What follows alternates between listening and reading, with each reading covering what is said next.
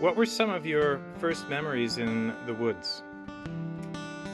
Oh, my memories were walking with my dad. And, you know, he never walked fast, but we'd walk through the woods and early hunting, and then just pointing out and cutting wood.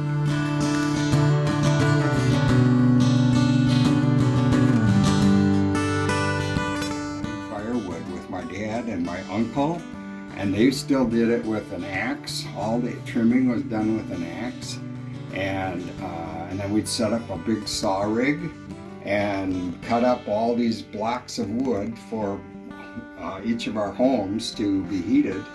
And then I had to drive a tractor with a big load of wood, and so I remember hauling those loads of wood, and I was just a little kid yet, but those were some of my first memories of getting involved in the woods. And then driving the tree planter for my dad, and I'd drive it up early in the morning and then arrange for the bus to pick me up at the land, and then I'd get picked up by the school bus and go to school, and then my dad and uncle or neighbor would come up and plant 5,000 to 8,000 trees every year for several years. These were pine mostly. And so those are early memories that I have in the woods. And hunting, of course, and getting out deer hunting and squirrel hunting and rabbit hunting. So those were some of my memories.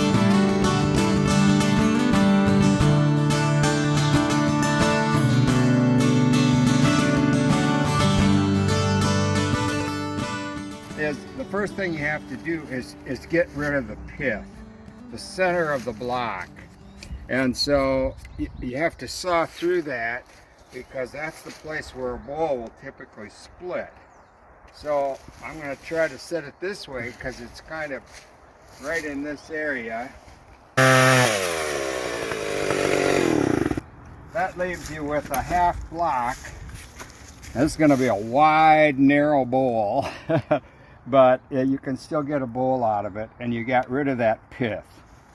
And there's some that are a little deeper, some that'll have a lot of rot on the outside. They're not much good.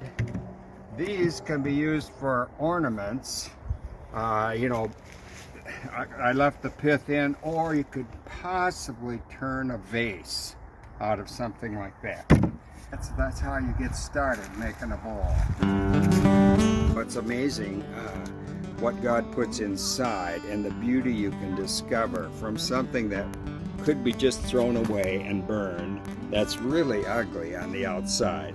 And as you turn it and create something, that beauty that God put inside, you discover that. And it's a lot like discovering the beauty inside a person. And I talked about that with one of my other choir directors, and I said, that's what you do. You discover that by teaching, and it's a beautiful thing to see what God has put inside.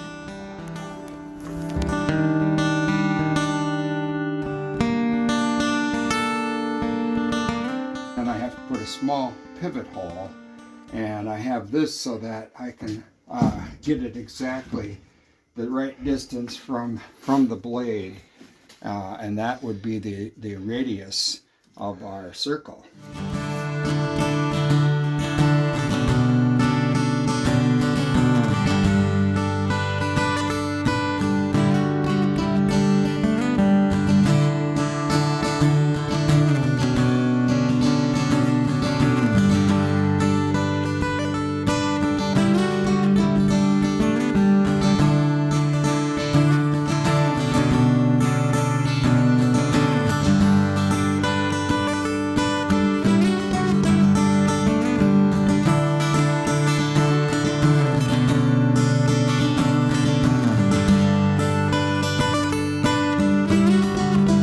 That gives us a starting circle, and and saves a lot of work on the lathe.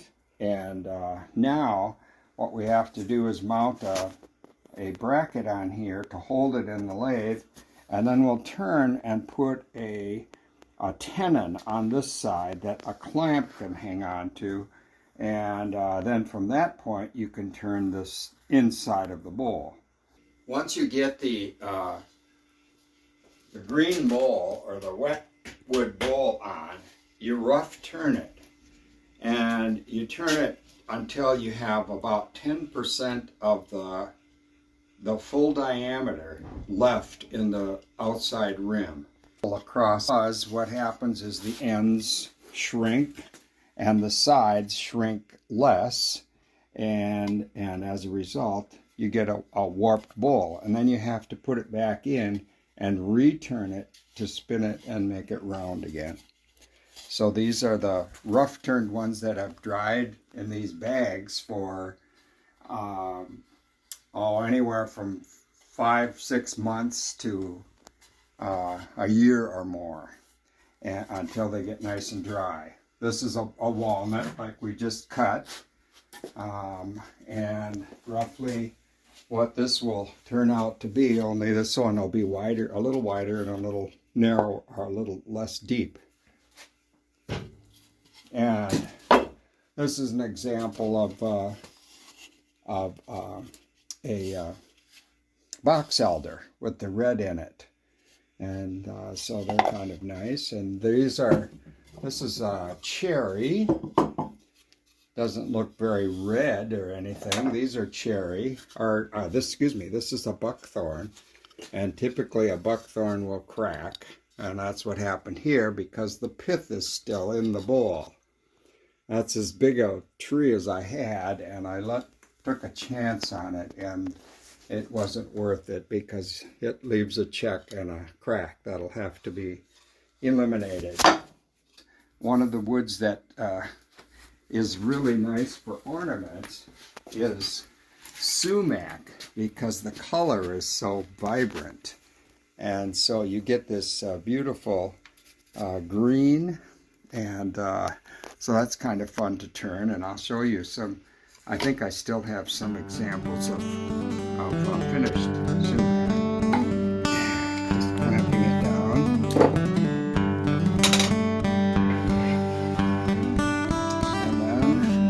This up fairly close, and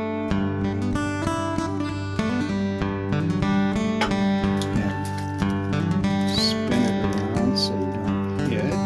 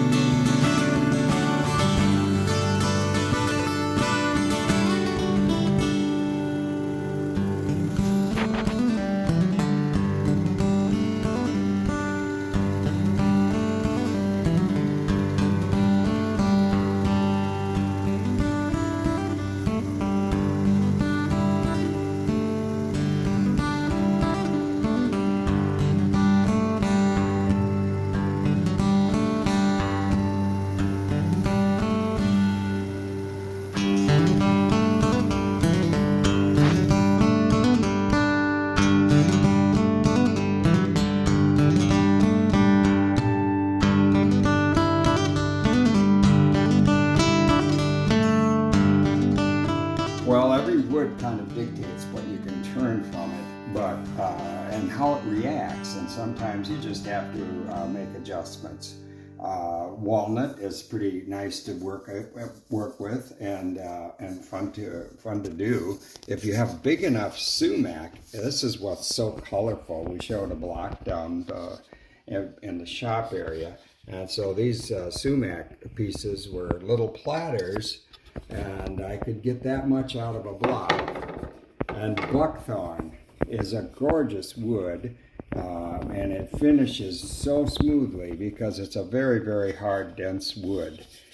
So it's if you have a big old buckthorn in a woods, normally you try to get rid of it while it's small. A box elder, of course, some of it has the flame red, and so some people really enjoy it. It's kind of a smelly wood to work with compared to other woods, but that's box elder. And of course, we have the pine trees. These were walnut, little, kind of candle holders. And red oak is a challenge if it really gets dry, because of course it's so hard. And sometimes the red oak is challenging, but it finishes beautifully. This is just an odd piece that a friend asked me to cut a willow tree, and so I had to make a willow bowl out of it. And maple is also a nice wood to turn and finishes very, very well. So that's maple, and I always put the number on the bottom. So 270 was the 270th thing that I did, but then after Christmas this year, I started doing some ornaments, and it's a black walnut with a little bit of the bark edge, and they're kind of fun to do. And more buckthorn. There's lots of buckthorn pieces that are small enough that you can do ornaments, and so they're kind of fun. And this is another little sumac. And of course the pine trees that you can turn out of pine, and a few fun things. Kids always like a top, and so they're fun to do too. Well, one of the joys is to see what God has put inside a piece of wood. I never would have known that had I not started turning. It is just a marvel, and it just makes you appreciate and enjoy so many of the intricate things that God has designed in nature. And I love being out there. I love working with wood. I love seeing what He put inside.